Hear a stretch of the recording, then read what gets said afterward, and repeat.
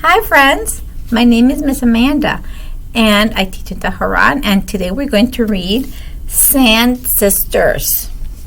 The author is Amanda White and the illustrator is Yuyi Morales. Sand Sisters. I see a lot of s sounds. One hot, bright summer day, Paloma's mom and dad told her, "We are going to a very special beach." Sure enough, when they got there, Paloma thought it was the most beautiful place in the whole wide world.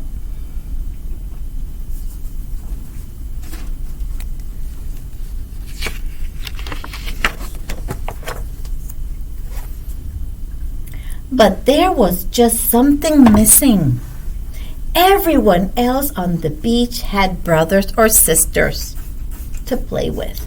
Paloma didn't. So instead, she found an old piece of driftwood and started drawing in the sand.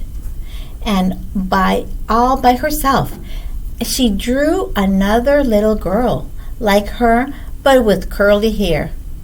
"I wish I had a sister," she said.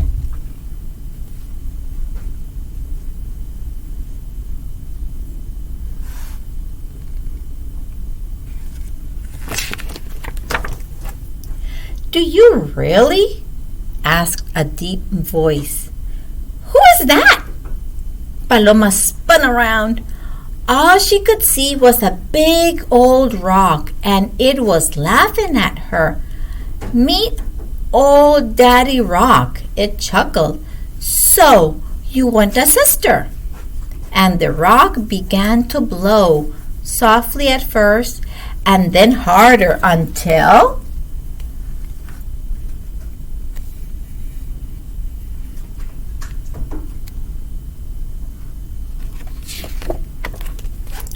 the little girl Paloma had drawn in the sand began to lift up and come to life.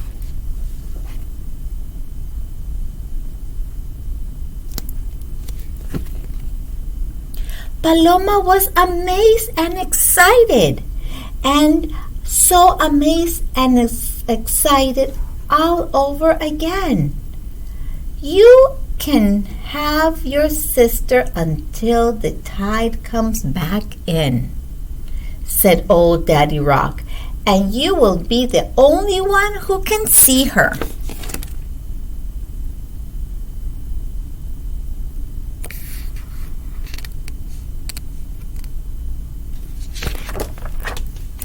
Paloma looked at old Daddy Rock, and where his mouth had been, there was just a line of limp shells, and where his eyes had been, there were two fossils.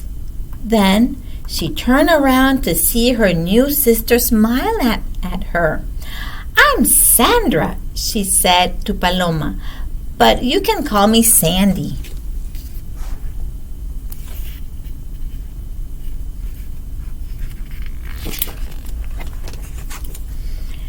And oh my, there have never been two little sisters who had so much fun. They built a boat of sand and played pirates. They buried each other right up to their necks. They ran after seagulls and chased each other's shadows. They went hunting for treasure in the rock pools and found a crab shell.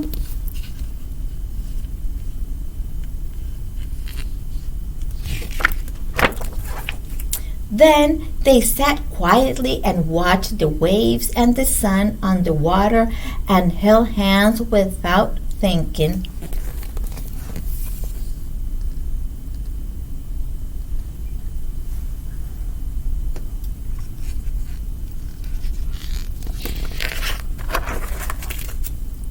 Later on, when the two little girls decided to play jump the waves, they became silly and started pushing each other. Sandy pushed just a little too much, and Paloma fell over and was soaked right through. "Why did you do that?" asked Paloma as she screamed, and she stormed away up the beach before Sandy could say anything.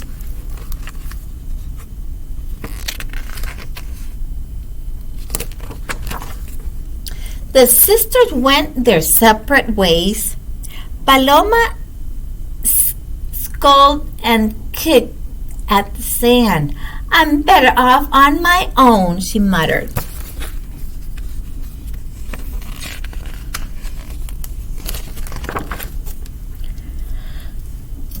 Then she noted that the tide was coming back in.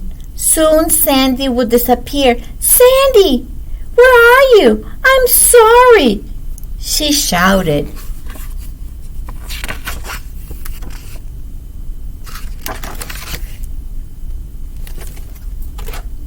After a few moments, Sandy jumped out from behind a rock. "I miss you too," she said, with a smile on her face. Then the two girls gave each other a big, big hug. "I have to go now," said Sandy. "I will never forget you, Paloma. Here, I found this stone with a hole in it."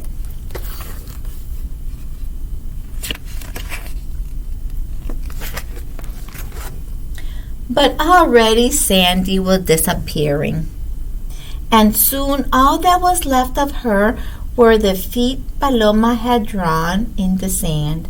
Before long, a big wave came and they disappeared too. The sun dipped low in the sky. Paloma shivered. She sat down by the water's edge and looked out into all that space and sky. She felt very, very small.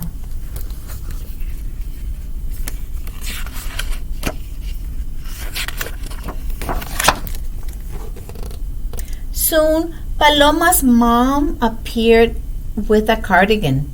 "Time to go," she said. Paloma's dad knelt down beside her.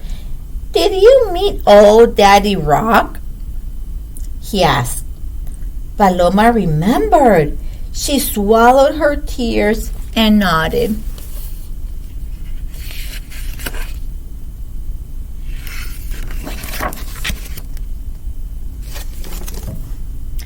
"How did you know?"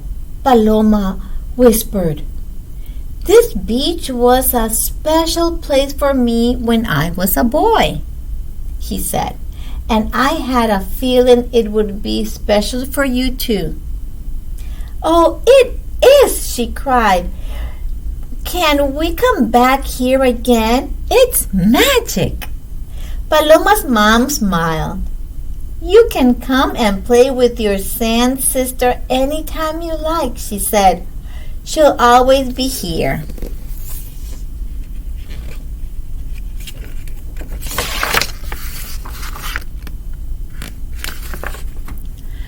And as she rode back to the car on her dad's shoulders, she curled her fingers around the stone in her pocket and smiled.